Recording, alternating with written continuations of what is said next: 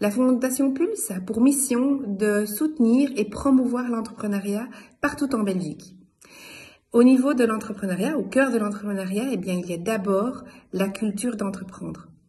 La Belgique, il y a 10 ans, était le plus mauvais élève en termes de culture entrepreneuriale partout en Europe. Aujourd'hui, eh bien, faisons un petit peu mieux que l'Italie, un petit peu mieux que la Bulgarie, mais nous restons quand même loin derrière d'autres nations qui ont plus la volonté d'entreprendre que nous l'avons ici chez nous. Derrière la culture entrepreneuriale, on comprend la peur de l'échec, on comprend la méconnaissance du métier et on comprend également la mauvaise perception qu'il y a sur la réalité entrepreneuriale et sur sa nécessité pour notre tissu économique, notre système de sécurité sociale. Nous croyons évidemment que la culture entrepreneuriale s'enseigne, et bien sûr elle s'enseigne, elle devrait faire partie des parcours scolaires. Alors c'est le cas en Flandre, c'est également le cas depuis peu grâce au pacte d'excellence en Fédération Wallonie-Bruxelles, même si on parle plutôt d'esprit d'entreprendre que de vraiment métier entrepreneurial. On reste assez discret sur ça, mais on remarque également que ces ouvertures d'horizon et d'esprit, ces sensibilisations restent tournées vers des filières plutôt professionnelles, plutôt techniques. Et ce qui est absolument nécessaire parce qu'évidemment, ces filières-là sont amenées souvent à avoir des métiers d'indépendants ou d'entrepreneurs. Mais il est à nos yeux nécessaire d'également étendre cet enseignement à d'autres filières, les filières générales, et pas seulement sciences économiques, également scientifiques, également latines, et d'étendre également la culture entrepreneuriale, l'esprit d'entreprendre à des filières d'ingénieurs au niveau des universités.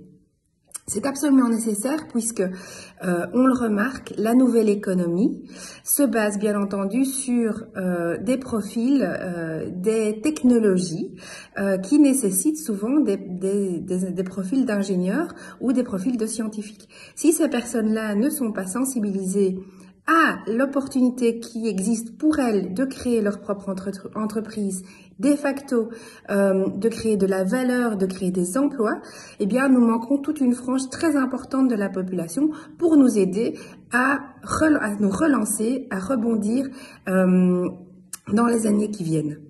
Ça, c'est une première de nos suggestions. Donc, c'est donc étendre l'entièreté des rôles modèles, l'entièreté de l'expérience entrepreneuriale, comme les mini-entreprises le proposent dans les écoles.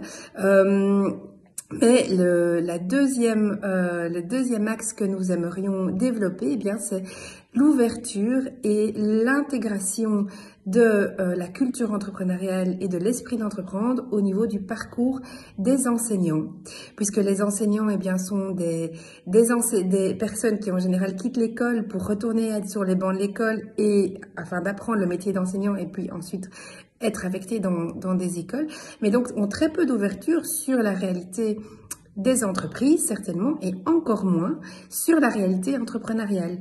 Qu'est-ce que c'est un entrepreneur? Quelle est sa réalité? Quel est son quotidien? Pourquoi est-ce que être entrepreneur, c'est génial pour certaines personnes, pas adapté pour certaines d'autres, et il y a donc une impossibilité pour les enseignants de vraiment ouvrir les esprits à ce niveau-là sur nos élèves. Et donc pour nous, il est essentiel d'inclure dans le cursus des enseignants cette matière, cette ouverture d'esprit, pour que nous puissions en effet continuer à avoir des entrepreneurs qui, rappelons-le, aujourd'hui soutiennent 70% du produit intérieur brut en Belgique. Voilà, je suis ravie et je suis impatiente de discuter de ce sujet avec vous.